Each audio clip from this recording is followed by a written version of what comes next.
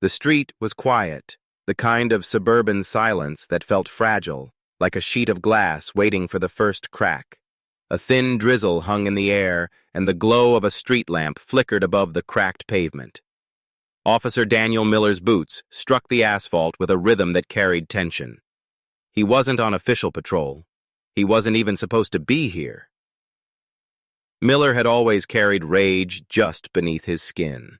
His colleagues called it intensity. His superiors called it dedication. But in the neighborhoods where he prowled, the whispers had another word for it: violence.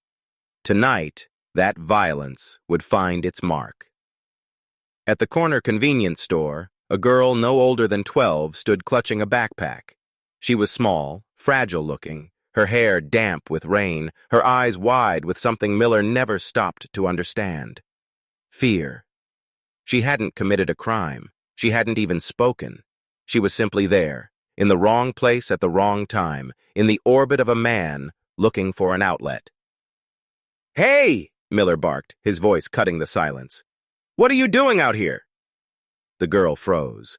Her lips parted, but the words tangled in her throat.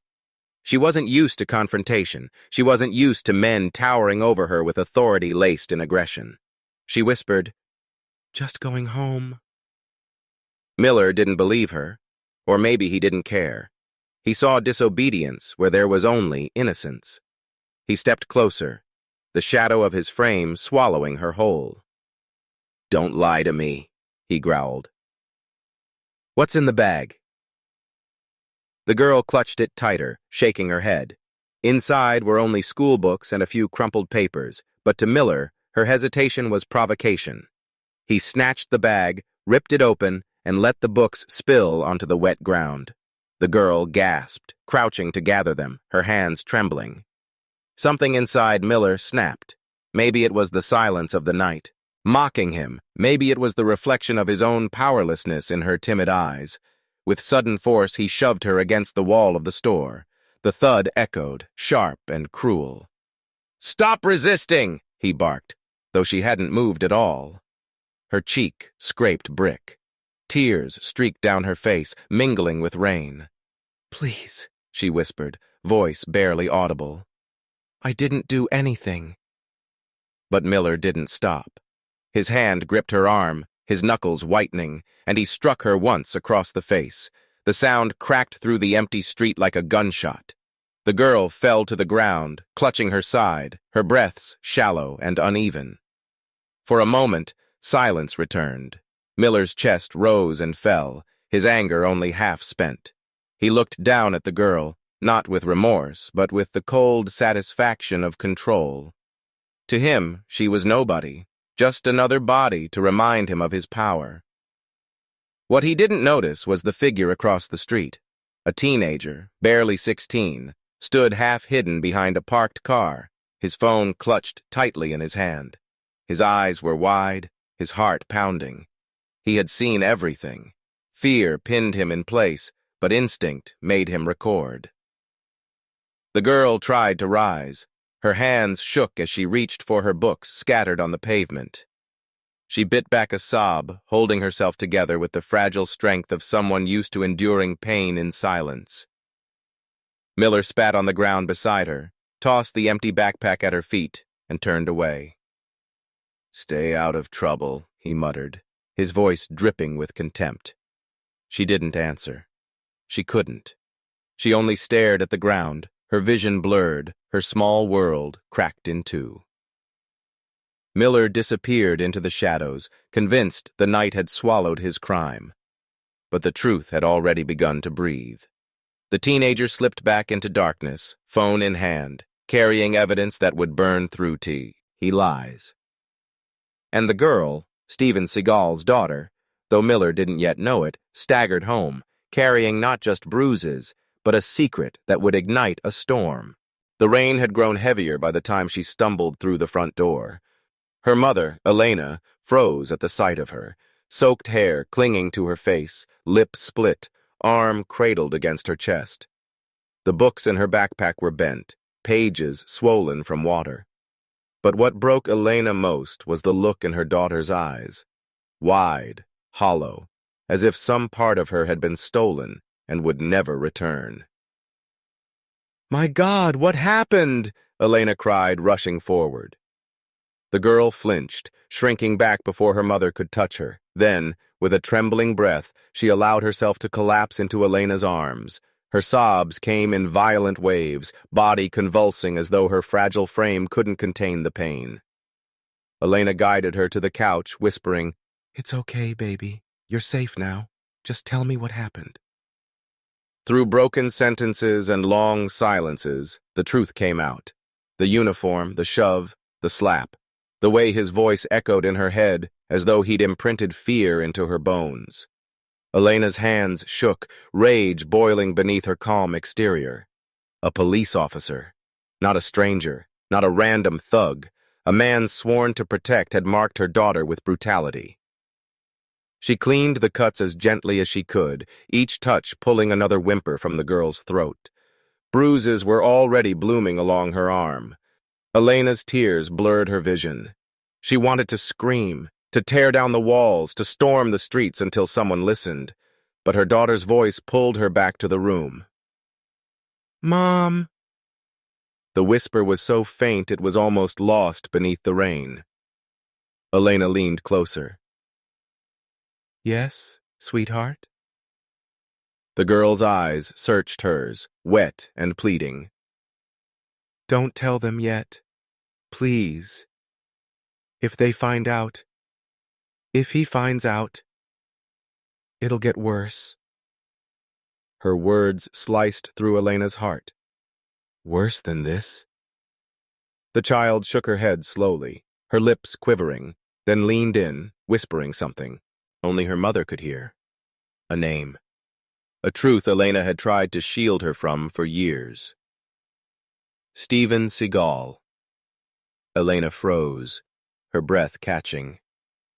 The man who had walked out years ago, the man whose shadow still hung over their lives. He didn't know his daughter bore his name in secret. And now the world might know too. Elena felt torn between fury and fear. To expose the officer meant dragging her daughter into a storm of media, judgment, and a father's legacy she had never chosen. But to stay silent was unthinkable. The girl's small hand clutched Elena's sleeve. "Please, don't let him find out." Elena nodded, though she knew that secret could not hold forever. For now, she promised silence. For now, she would protect her daughter the only way she knew, by keeping her hidden, wrapped in fragile safety. But safety was an illusion. Because across town, Officer Miller was pouring himself a drink, convinced the night was already behind him. He had no idea that his victim wasn't just a faceless child, but the daughter of a man whose name still commanded fear and influence. No idea that his violence had cracked open a truth that could no longer be buried. And in the shadows of his conscience, the first seeds of paranoia began to stir. He thought he owned the night. He thought his badge was a shield. But soon, his past sins and the enemies he had made would catch up. For the girl, the pain was fresh, raw, a wound that would not heal quickly. For Miller, the reckoning had only just begun. Officer Daniel Miller's apartment was dim, lit only by the flicker of a muted television. He sat slouched on the couch, whiskey glass in hand, the burn in his throat dulling the unease gnawing at him. To anyone else, he was a decorated cop, a man who had kept the streets clean for over 15 years. But to those who lived in the neighborhoods he patrolled, his name was something else entirely: fear. The department's walls were lined with plaques that bore his name. Commendations for bravery, citations for quick action. Yet behind each badge of honor lay a darker truth. Complaints from civilians, excessive force, intimidation, harassment, stacked in files that never saw the light of day. Internal Affairs had questioned him more than once, but each time the investigation died quietly. Miller knew why. He was protected. His reputation made the department look strong, and in return, the system bent to shield him. He stared at his reflection in the black surface of the television. For a fleeting moment, he remembered the girl's eyes, wide, innocent, wet with tears. His jaw tightened, and he threw back another mouthful of whiskey. Regret. No. He told himself she had provoked him, resisted, lied. That was how he always framed it. Every punch, every shove, every broken life, he rewrote the narrative until he was the hero. The phone buzzed on the coffee table. It was Sergeant Callahan. Miller hesitated, then answered. "You really stirred things up tonight," Callahan's gravelly voice said. Miller smirked. "Kid was out past curfew, nothing more. That kid's mother is already making noise. Took her to the hospital. If she pushes, we'll have paperwork." Miller's grip tightened on the glass. "Paperwork won't stick. You know that." Callahan sighed. "You're right. But listen, keep your head down for a while. You've been lucky, Miller. Don't push it." The line went dead. Miller tossed the phone aside, anger bubbling beneath his calm facade. Lucky? No. He wasn't lucky. He was untouchable. Over the years, he had built his reputation on brutality disguised as law enforcement. People feared him too much to resist. His fellow officers knew better than to challenge him, and when cases landed on his desk, he twisted them to serve his ego. Power was his drug, and he had been overdosing for years. Yet paranoia crept in.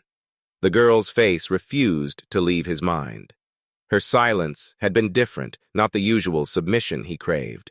It carried weight, as if she held something he couldn't name. For the first time in years, he felt a twinge of unease. Across the city, Elena sat beside her daughter's bed, replaying the same truth in her head. This wasn't just about a violent cop. This was about a man who believed he was beyond consequence, a man who had harmed her child because he thought no one would ever stop him. And she knew exposing him would mean war, not just with one officer, but with a system designed to protect its own. Meanwhile, in a quiet bedroom only a few blocks from where the assault occurred, the teenage witness sat with his phone clutched in trembling hands. On the screen, the grainy recording of Miller striking the girl played on repeat. He couldn't erase the sound of her cries, couldn't silence the thud of her body hitting the wall. Fear made his chest heavy, but deep inside, he knew he held the truth that could bring a giant down. Miller, sipping his whiskey in arrogant calm, had no idea that someone had seen him, that someone had evidence, that his illusion of power was already beginning to crack. For years, he had been the predator no one dared challenge, but predators grow careless when they believe they are above the law. And for Miller, the night's violence wasn't the end. It was the beginning of exposure. The video played again in the dim glow of the teenager's bedroom. His hands shook as he held the phone, thumb hovering over the pause button. Each time Miller's hand struck the girl, the sound seemed louder, sharper, as if the violence echoed inside his skull. He wanted to look away, but he couldn't. He was the only one who had captured the truth, and the truth terrified him. His name was Ryan, 16, lanky, with a mop of hair that always fell into his eyes. Until that night, his biggest fear had been failing math class. Now, fear had a face, a uniform, and a badge. He had watched Officer Miller shove a child against a wall and hit her like she was nothing, and Ryan had filmed it. He dropped the phone onto his bed and buried his face in his hands. His chest heaved with panic. Should he tell someone? His parents? The police? But the police were the problem. What if Miller found out? Ryan imagined the officer's heavy steps climbing the stairs to his room, the cold glare in his eyes. His stomach twisted. Downstairs, his mother called for dinner. The normalcy of her voice clashed violently with the storm in his mind. He couldn't eat. He couldn't pretend nothing had happened. He grabbed his phone again, replayed the video, and this time noticed something new. The way the girl had stared at the ground afterward, silent, broken, as if she carried a secret even heavier than her bruises. Ryan locked his phone, heart pounding. Evidence wasn't enough. He had to be brave enough to use it. But bravery came with consequences, and consequences terrified him. The next morning at school, he moved like a ghost through the hallways. His friends laughed, shouted, slammed lockers. None of it reached him. He sat in the cafeteria with his untouched lunch, staring at the phone in his pocket as if it weighed 100 pounds. His best friend nudged him. "Dude, what's wrong with you, yo?" "Look like you saw a ghost." Ryan forced a laugh. "Yeah, something like that." He couldn't tell. Not yet. The words would make it real, and real meant dangerous. That night, as he lay in bed, a new fear bloomed. What if no one else came forward? What if the girl and her mother stayed silent, crushed by the same fear strangling him? Then the video would be nothing more than a secret he carried until it destroyed him. In another part of the city, Elena sat by her daughter's bedside, whispering promises of safety. But in the quiet of her heart, she knew safety didn't exist. Sooner or later, she would have to reach out. Sooner or later, the name Steven Seagal would enter the conversation. And when it did, the walls of silence surrounding this crime would begin to crack. Ryan turned onto his side, staring at the faint glow of his phone. One choice, pressing send, could change everything. But for now, fear kept him frozen. He didn't know that across town, the girl's mother was about to make the call that would shatter the silence forever. Elena sat at the edge of her bed, phone pressed against her palm like it might burn through her skin. The number on the screen had been dialed and erased 6 times. Each attempt ended with her thumb trembling, unable to press call. Her daughter was asleep in the next room, bruises blooming across her small arms, her breath still uneven. Elena knew she couldn't stay silent forever. Finally, she drew in a shaky breath and tapped the green icon. The line rang once, twice, then a voice, deep, rough, instantly recognizable, filled her ear. "Elena?" For a moment she couldn't speak. Years collapsed into a single heartbeat. The man on the other end was a ghost from her past, a man she had fought to erase from her life. "It's me," she whispered. There was silence, then a sigh. After all this time, why now? Elena's throat tightened. "Because it's about her, about your daughter." The weight of the word hung heavy. On the other side, Steven Seagal shifted, his tone sharpening. "What happened?" She closed her eyes, forcing the words out. "A cop. He attacked her. She's hurt, Steven. Badly. And I can't fight this alone."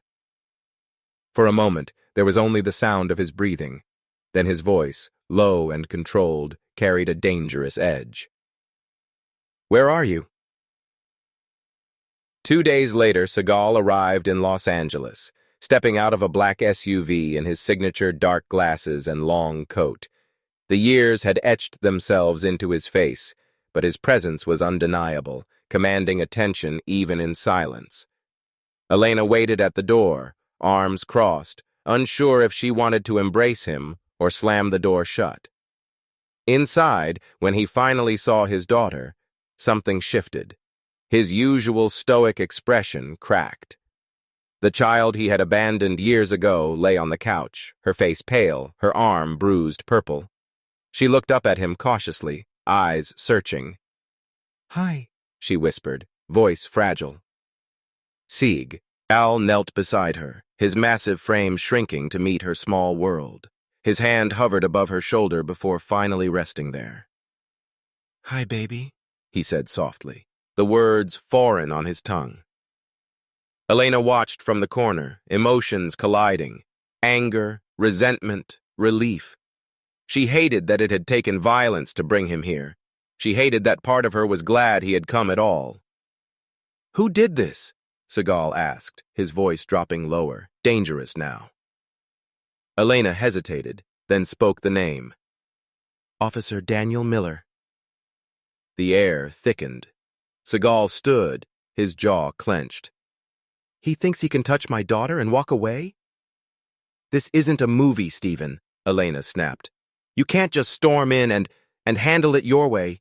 This is bigger than you, bigger than us." But Seagal's silence told her he didn't agree. He had lived too long in the world of shadows, where influence stretched beyond screens and scripts. He had connections, political, legal, and darker still, and now he intended to use them. That night, as Elena tucked her daughter into bed, she overheard him on the phone in the kitchen.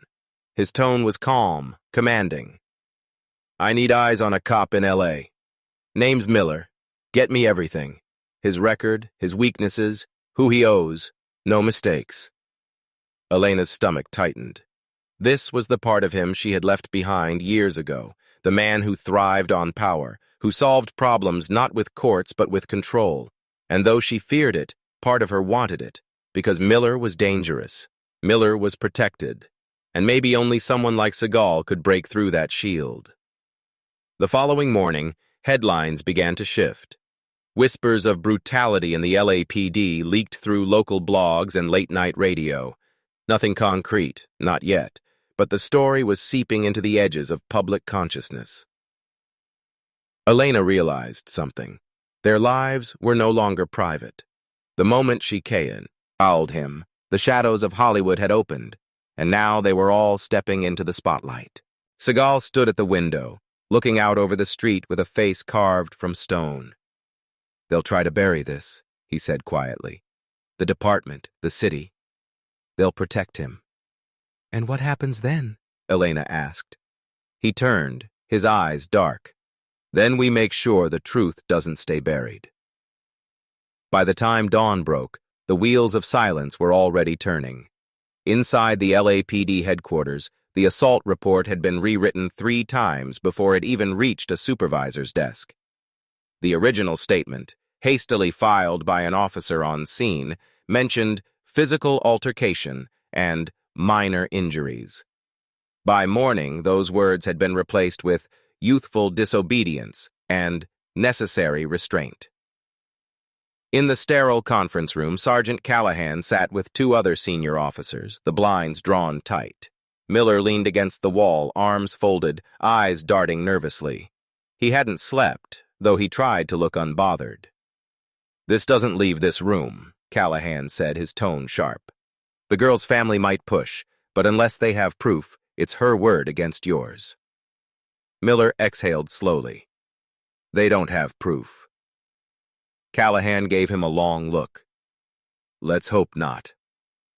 Across town, Elena sat at her kitchen table, clutching a cup of coffee that had long gone cold. She had spent the night awake, watching Seagal move like a shadow through the house, making calls, pulling strings. Now she stared at her daughter's fragile frame curled up on the couch and wondered if speaking out would only make things worse. Seagal entered the room, phone pressed to his ear. His voice was low, but Elena caught fragments. "Political pressure. Contacts in the media. No, I don't care how dirty it gets." When he hung up, she snapped, "What exactly are you doing?" "What needs to be done?" he replied. "They'll try to bury this. They already are. If we don't fight fire with fire, it'd become another forgotten victim." Elena wanted to argue, but deep down she knew he was right. She had lived long enough in Los Angeles to know how stories disappeared when the wrong names were involved. Meanwhile, Ryan, the silent witness, sat in his bedroom staring at his phone again. The video burned a hole in his conscience. On the news, nothing had surfaced. No mention of Miller, no whispers of the truth. It was as if the night had never happened. Fear kept him from pressing upload, but silence was starting to feel heavier than danger. At the precinct, Miller tried to shake the unease that clung to him. Officers in the hallway gave him tight nods, but their eyes lingered a beat too long. He knew the game. When the department protected you, it came with conditions. One mistake, one crack in loyalty, and the same people who shielded you would cut you loose. That evening, Callahan called him into his office. The blinds were down, the desk stacked with files. "You need to stay quiet. Don't go near the girl, don't reach out, don't draw attention. We've smoothed things over before, but this time eyes are on us. One slip, Miller, and you're on your own." Miller bristled. "You think I can't handle this?" "I think you're reckless," Callahan snapped. "And recklessness gets people killed, or gets us burned." For the first time, Miller saw it. The faint outline of betrayal. Callahan wasn't protecting him out of loyalty. He was protecting the department, the image, the blue wall. If Miller became a liability, he would be sacrificed without hesitation. Back at Elena's house, Seagal sat beside his daughter, who clutched his hand in silence. He promised her he would not let this man escape justice. She nodded, but her eyes revealed doubt. To her, justice and vengeance looked too similar in his world. As night fell, two stories unfolded in parallel, the department working tirelessly to bury the assault, and a father gathering every resource to expose it. Between them stood Ryan, a boy with a video that could tip the balance either way. And in that fragile space, silence pressed down, waiting for someone to break it. The city pulsed with its usual rhythm, traffic, neon signs, the endless chatter of lives rushing forward. But for Ryan, time had slowed to a crawl. He sat hunched at his desk, the glow of his phone casting shadows across his pale face. The video sat in his gallery like a living thing, its thumbnail frozen on the moment Miller's hand rose to strike. He had tried to ignore it, tried to convince himself someone else would come forward. But the news told a different story. Nothing. Not a word about Miller. Not a whisper of brutality. The headlines focused on celebrity scandals and political spats, while the truth of that night rotted in his pocket. Ryan pressed play again, wincing at the sound of the girl's cry. He paused, thumb hovering over the option to share. His heart thudded in his chest. One tap, and the world would know. One tap, and his life would change forever. But fear pulled him back. What if Miller found him? What if the department turned on him? He imagined his parents' faces when the police knocked at their door, imagined their disappointment, their fear. The video might expose Miller, but it would expose Ryan too. Across town, Elena faced her own breaking point. Her daughter sat silent, withdrawn, refusing food, refusing to meet her mother's eyes. Trauma had carved itself into the girl's small frame. At night, Elena heard her whispering in her sleep, fragments of words. "Stop. Please, don't hurt me." Elena had thought Seagal's presence would help, that his strength would be enough to hold them together. But instead, his return had reopened old wounds. Their conversations had turned into arguments about justice, about secrecy, about how far they were willing to go. "She needs peace, Steven," Elena pleaded one evening. "Not a war fought in her name." "She needs justice, Cess," Eagle growled. "If we let this go, he'll do it again, to someone else's child." Elena's voice cracked. "And what about our child? What about the scars she'll carry if this becomes a circus?" Their daughter listened from the hallway, her small hands clenched into fists. She wanted to speak, wanted to scream, but her voice betrayed her. Silence felt safer. Yet inside pressure built, threatening to shatter her. At school, Ryan's isolation deepened. His friends laughed around him, oblivious, but every time he looked at them, he wondered, if they knew, would they stand by him or turn away? The weight of truth pressed harder, suffocating. By the weekend, Elena's daughter refused to leave her room. She stared at her reflection in the mirror, touching the bruise on her cheek. It wasn't just pain she saw, it was shame, as if the violence had imprinted guilt onto her skin. And then, almost in a whisper, she spoke aloud for the first time in days. "He hit me, and no one stopped him." The words carried through the crack of the door, reaching Elena's ears. Her knees weakened. Her daughter's silence had been broken, but not in relief, in despair. That night, Ryan sat on his bed, phone in hand, trembling. At the same hour, Elena sat on her couch, clutching her daughter's small hand, feeling her resolve harden. Two truths collided in separate rooms, miles apart. Silence was no longer survivable. For Ryan, for Elena, for the girl, something had to give. And in the shadows, Steven Seagal prepared for the moment when patience would no longer be an option. His wrath was simmering, waiting, ready to burn. Steven Seagal stood at the window of Elena's small living room, the blinds half closed against the night. His reflection stared back at him, older, heavier, but still carrying the same cold fire that had once intimidated movie sets and backroom negotiations alike. His fists tightened at his sides. For days he had tried to temper his rage, to think like a father instead of a fighter. But the sight of his daughter's bruises haunted him. Each mark was a reminder that he had been absent when she needed him most, and now he intended to make up for it the only way he knew how. The breaking point had come that afternoon when he overheard her whispering to Elena, "He hit me, and no one stopped him." Those words had lodged themselves deep in his chest, sharper than any blade.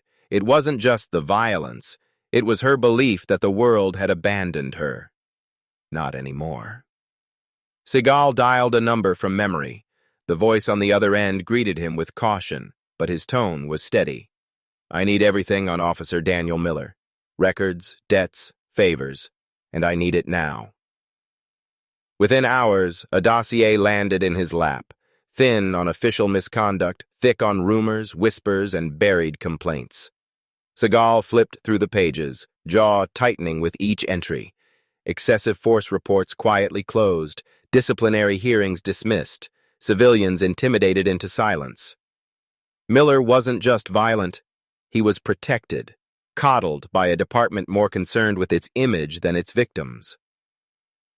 Elena entered the room, arms crossed. "What are you doing with that?" "Preparing," Seagal said, eyes never leaving the file. "This isn't your world anymore. You can't solve this with threats and phone calls." His gaze snapped to hers, sharp. "The law won't stop him. They're already burying it. You think a mother's complaint will matter against a blue wall of silence? No. The only way to make him pay, is to break through it." Elena shook her head, frustration boiling. "And what happens when you drag her into this? When the media swarms and every camera shoves a microphone in her face? She's 12, Stephen. 12. She doesn't need a war. She needs healing." Her words struck, but his fury didn't waver. Healing doesn't come from silence. Healing comes when the man who hurt her is stripped of the power he hides behind. That night, Seagal met with a trusted journalist in a quiet diner booth. He slid the dossier across the table. "This man is dangerous. He assaulted a child. My child." The journalist's eyes widened.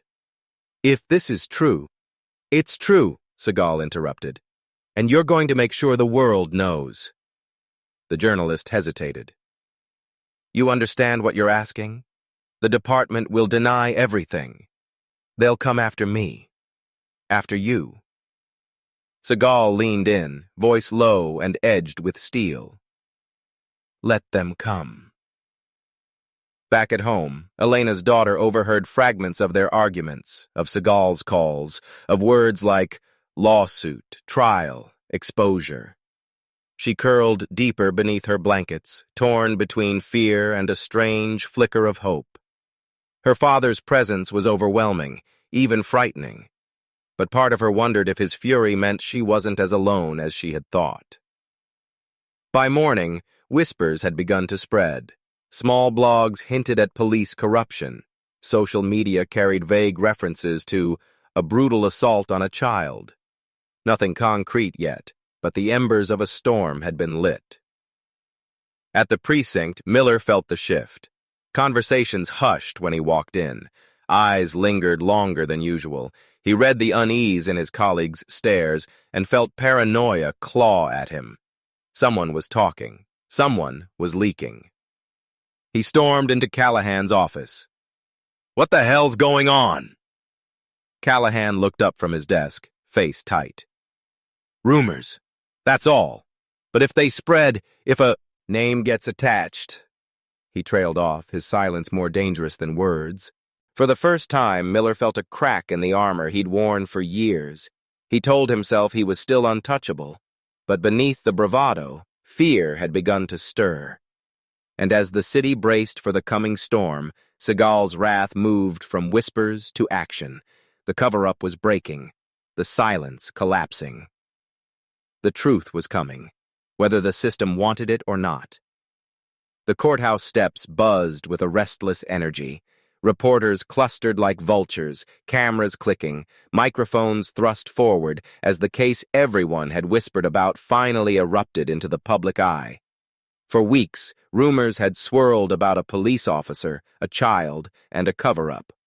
Now, the whispers had a name: Officer Daniel Miller.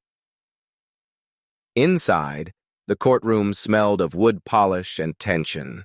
Rows of benches filled with spectators, activists, and off-duty officers glaring with folded arms. The air was thick with judgment before the trial had even begun. At the front, Miller sat at the defense table, his suit sharp, his expression carefully schooled into confidence. But beneath the facade, his jaw flexed, his fingers drummed. He was a man accustomed to power, not to being cornered. Across from him sat Elena and her daughter, their presence quiet but seismic. The girl clutched her mother's hand, her gaze fixed on the polished floor. Seagal sat behind them, his towering frame impossible to ignore. He had promised himself he wouldn't erupt in anger, that his fury would stay buried long enough for truth to rise. But his knuckles whitened as he watched Miller smirk at his lawyer's whispered reassurances. The prosecution began with measured words, painting a portrait of abuse of authority, of a man who believed his badge gave him license to brutalize the vulnerable.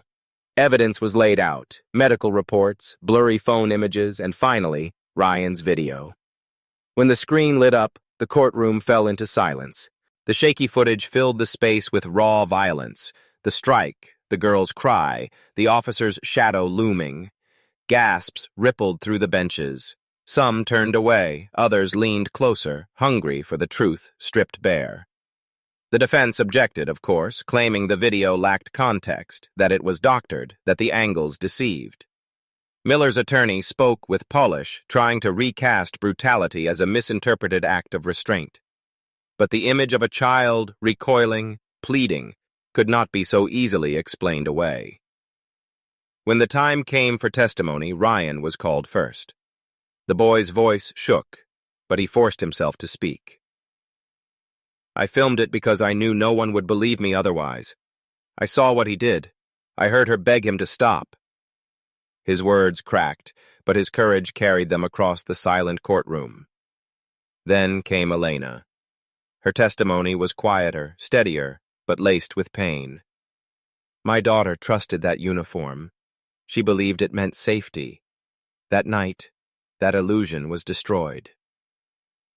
She looked at Miller then, her voice trembling with rage she fought to contain. "And he didn't even see her as human, just power to be exercised." The defense cross-examined ruthlessly, twisting questions into daggers. They suggested Elena was unstable, that Seagal's fame had manufactured the case for attention. They painted Ryan as an attention-seeking teen. They insinuated that bruises could come from anywhere. Each attempt was met with objections, but the seeds of doubt were sown. Finally, the girl was called. The room held its breath. She walked slowly, shoulders tight, eyes fixed on the floor as she was sworn in. Her voice was soft, almost inaudible at first. "He hit me." The defense lawyer leaned forward, pressing. "Are you sure, sweetheart? Sometimes memories can be confusing. Maybe it wasn't." Her voice cut sharper, trembling but fierce. "I'm sure. He hit me. And not—" Owen stopped him. The words rang out, echoing across the chamber like a verdict of their own. Seagal's chest tightened with pride and pain. His daughter had found her voice, fragile but unbreakable.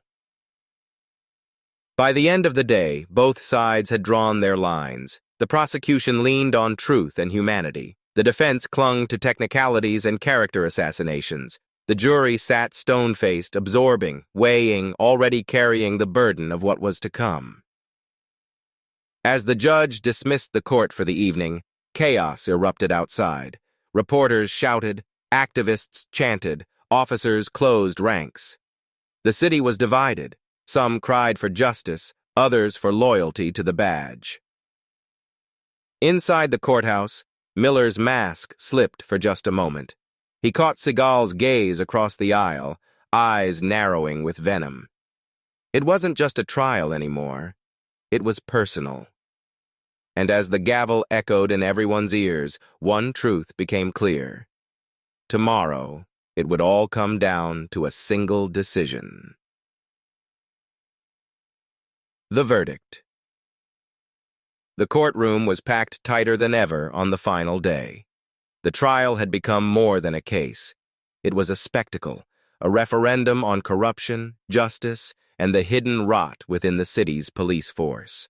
Outside, crowds surged with signs and chants, demanding accountability. Inside, tension pressed against the walls, suffocating in its weight. Daniel Miller sat rigid in his chair, the mask of confidence thinning with every passing second. His once pristine suit looked wrinkled now, his hair slightly disheveled. He had spent years cloaked in untouchability, but that armor had begun to crack. His eyes darted across the jury, searching for sympathy, for doubt, anything to cling to. The jury filed in, each face unreadable. The foreperson stood, paper trembling slightly in hand. "We, the jury, find the defendant, Officer Daniel Miller," a pause heavy enough to stop breath, "guilty." The word landed like a hammer. Gasps filled the room. Some sobbed with relief, others hissed with anger. Reporters scrambled for headlines, their fingers already typing furiously. Miller's body stiffened. His lawyer leaned close, whispering about appeals, about motions, about technicalities. But Miller didn't hear him. All he could hear was the word replaying, again and again, each repetition louder, stripping him of power.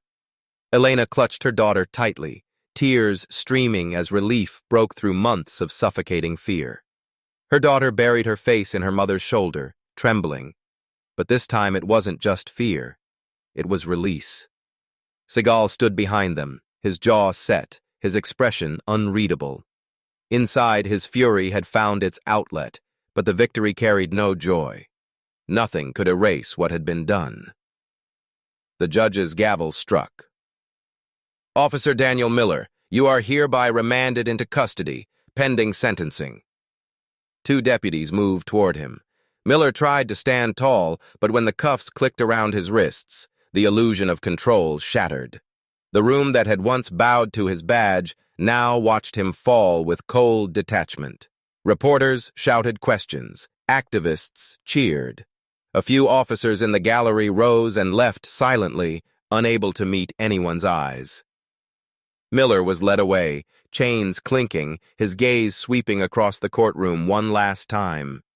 When it landed on Seagal, hatred flared, raw and venomous. But beneath it was something new. Fear. The fall had begun. Yet outside the courthouse, the battle continued. The city split into two camps, those celebrating justice and those condemning the betrayal of a brother in blue. News outlets replayed the verdict on loop. Talk shows dissected every angle, the brutality, the cover-up, the power of celebrity enforcing exposure. Ryan, the boy who had filmed it all, walked out of the courthouse with his parents at his side. Cameras swarmed, but his voice cut through, steady despite the tremor in his hands. I filmed it because it was wrong. That's all. It was wrong. His words spread quickly, reshared, echoed, a reminder that sometimes the smallest act of courage could shake a system. For Elena and her daughter, the days that followed were quieter, though no less heavy. Healing was not instant. Nightmares still came. Shadows still lingered. But the verdict had given them something Miller had tried to steal: hope. Elena watched her daughter begin to laugh again, to play, to take hesitant steps back toward childhood. Seagal remained a looming presence, protective and unyielding. He knew justice had been served in court, but he also knew systems like these had long memories and deeper wounds. Miller had fallen, but corruption rarely fell with one man. There were others who had enabled him, others who still whispered in shadows, others who would see Seagal as the enemy. And Miller himself, he was not done. In the quiet of his holding cell, rage consumed him. He replayed the trial in his head, each testimony like salt in an open wound. His lawyer spoke of appeals, of chances, of technical flaws to exploit. But Miller's mind was elsewhere. He wasn't planning survival. He was planning revenge. Back in the city, the police department scrambled to salvage its image. Press releases promised reform, committees, new oversight. But behind closed doors, resentment brewed. To some, Miller was a scapegoat. To others, he was a warning. As Seagal stood once more at the courthouse steps, Elena at his side, their daughter holding tightly to his hand, he felt the weight of what lay ahead. They had won the battle, but the war for truth, for protection, for justice was far from over. And in the distance, unseen but inevitable, the shadow of Miller's fury loomed, promising that his fall was only the beginning of a darker storm to come. The courthouse was behind them, but its shadow followed everywhere. Elena thought the verdict would bring peace, yet the days afterward carried their own storm. Each headline, each replay of the footage, each stranger's opinion carved deeper into wounds that had only just begun to close. Her daughter refused to watch television. She shrank from cameras, from the constant attention that turned her pain into spectacle. At school, whispers followed her. Some classmates treated her like a symbol of bravery, others like an outcast. The price of truth, Elena realized, was not only measured in Miller's downfall, but in the innocence her child could never reclaim. Seagal saw it too. He had won the war in court, but the battlefield at home was far more fragile. His daughter clung to silence again, not from fear this time, but exhaustion. Healing was a slow, uneven climb, and no verdict could erase the nights she woke screaming. Ryan struggled with his own cost. The video that had shaken the city now defined him. Once invisible among his peers, he was suddenly the boy who had exposed a cop. Some hailed him as a hero. Others muttered that he was a traitor.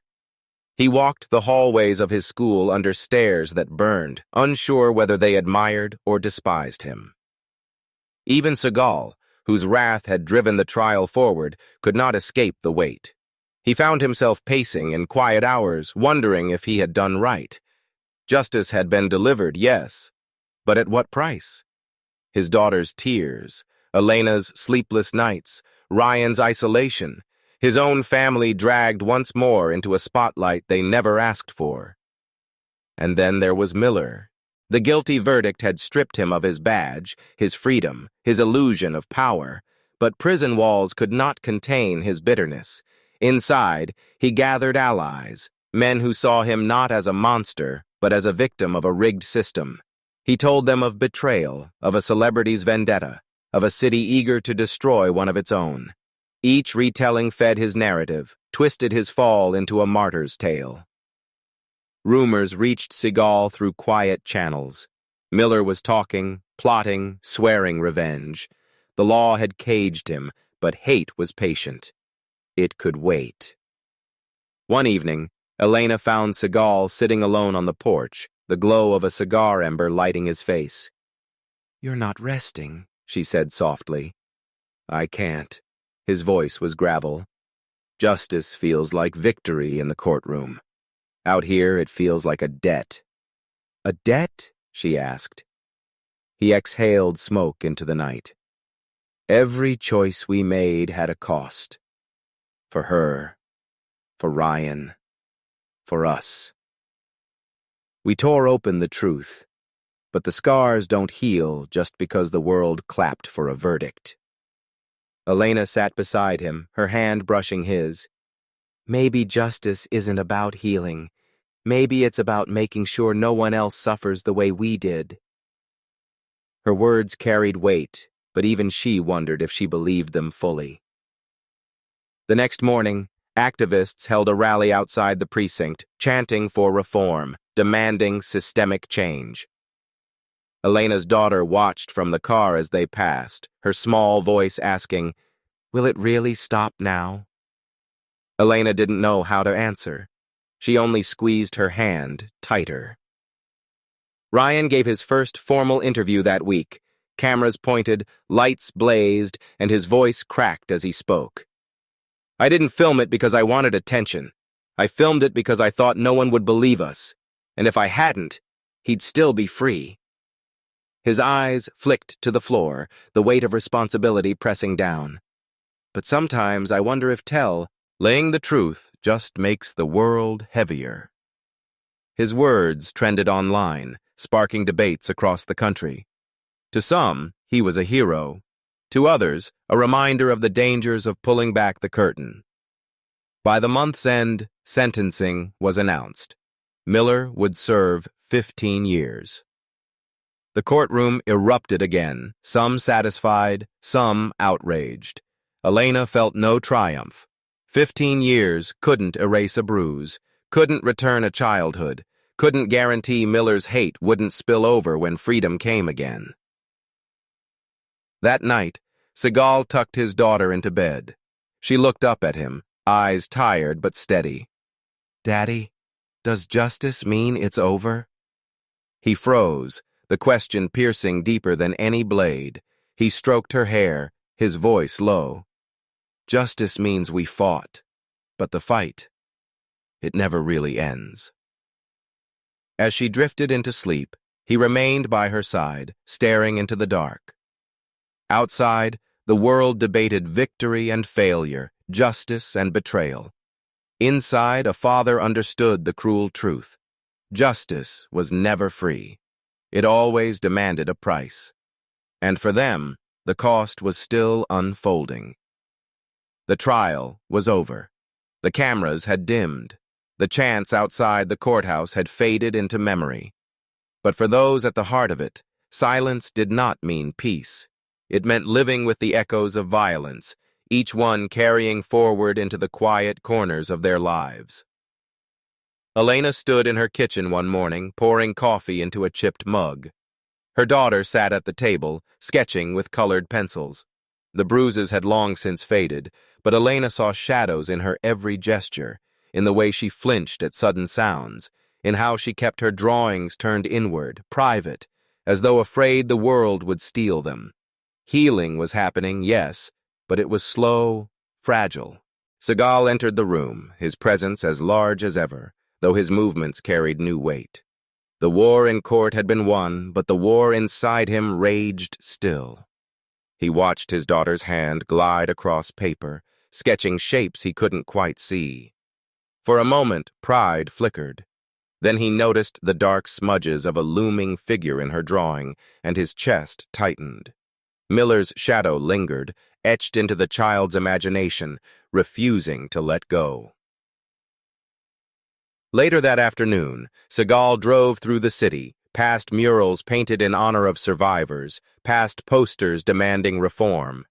His face had appeared on screens for weeks, not as an actor but as a father, a man consumed by rage and grief. Strangers nodded at him with respect, some with awe, others with unease. They didn't see the man beneath, the sleepless nights, the guilt that he hadn't been there soon enough, the knowledge that even justice hadn't brought true closure. Ryan, too, felt those echoes.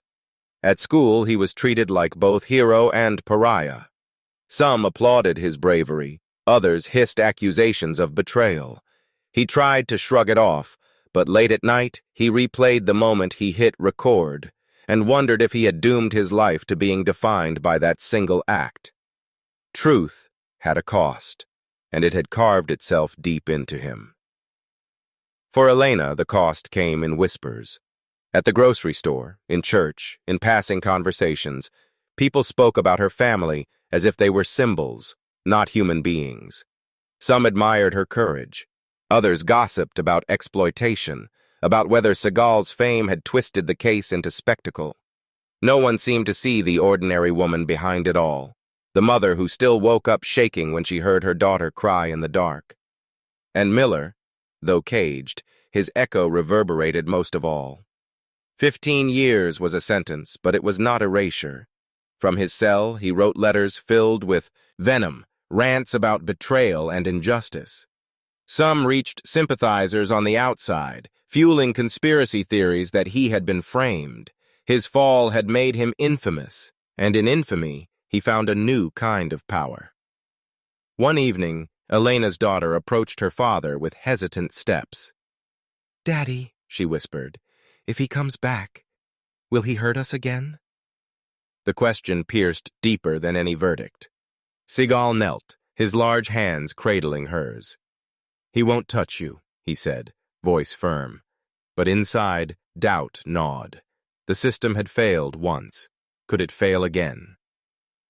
The weeks bled into months. Time softened some edges, but the cracks remained. Elena found solace in therapy sessions for her daughter, in small victories, her laughter returning in fragments, her drawings slowly brightening. Seagal, however, struggled with patience. He was a man built for action, for direct blows, not for the invisible war of healing. His greatest fight now was against helplessness. Ryan eventually left the city. His parents thought distance would ease the burden, give him space to live beyond the trial. Yet wherever he went, the question followed, "Are you the one who filmed it?" He would nod, quietly, never sure if the person asking saw him as brave or as a betrayer. The echoes of that night reached everyone, reshaping them in ways no sentence could undo. Justice had been won, but it was not clean, not whole. It never was. On a quiet evening, months later, Elena, her daughter, and Seagal sat together on the porch. The sun dipped below the horizon, painting the sky in bruised shades of purple and red. For the first time in a long time, laughter broke the silence. A small joke, a fleeting smile. The moment was fragile but real, a reminder that life continued even after the darkest storms. Seagal looked at them, his heart heavy but steady. He knew the scars would remain, that the echoes of violence would never fully fade, but he also knew they had survived, and survival, in the face of brutality, was its own form of defiance. The world outside still debated justice, reform, corruption. The city still buzzed with anger and division. Miller still raged in his cell. But here, on this porch, in this fragile circle of family, there was a sliver of peace. Not perfect, not permanent, but enough. As the night deepened, Elena whispered, "We're still here." And in the quiet that followed, it felt like the closest thing to victory they would ever know.